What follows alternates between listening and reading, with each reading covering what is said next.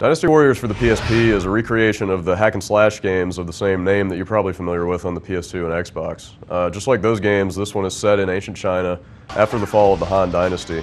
There are three competing factions that are trying to unite China under their own rule, and you'll basically play as a bunch of different characters through different historical battles and just hack away at tons and tons of enemies. So what's it like playing Dynasty Warriors on the PSP? Well, the action has a solid feel to it. It feels just like the games that you've probably played on the PS2 and Xbox. The battlefields are absolutely packed with enemy soldiers. You'll be up against roughly a dozen guys at once sometimes. So it's a good thing that your attacks are capable of actually knocking down that many guys at once. It can be nice and satisfying to let loose with a Muso special attack when you're in the middle of a battle like that and just take down everybody. But once you've killed your 800th soldier in one battle, it can get a little repetitive. Dynasty Warriors on the PSP replicates the large-scale combat of the previous games pretty well, but the action is broken up a lot more than you're used to. Instead of one long battle like in the other games, you'll play through around 20 short action stages, and these stages generally last between 2 and 5 minutes. It's nice that you can save between these small battles. The Dynasty Warriors on the PSP is actually a pretty good action game to just take with you and play for a few minutes at a time.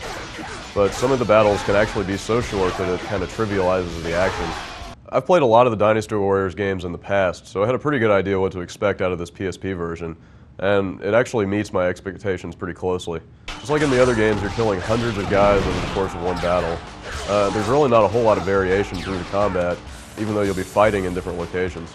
There are a whole lot of playable characters, so when you change up the character that you're using, the combat changes a little bit. But for the most part, the game is battle after battle of the same sort of hack and slash action. In terms of the core combat, Dynasty Warriors on the PSP feels a lot like the Dynasty Warriors games on the PS2 and Xbox, but some of the other gameplay elements are missing. There aren't any special items that you can collect and take between battles, for instance, and some of the gameplay is a little simplified. There aren't any of the siege weapons that you saw in Dynasty Warriors 4, for example. At least you do have officers that you can collect as you play through the game and then take into battle with you.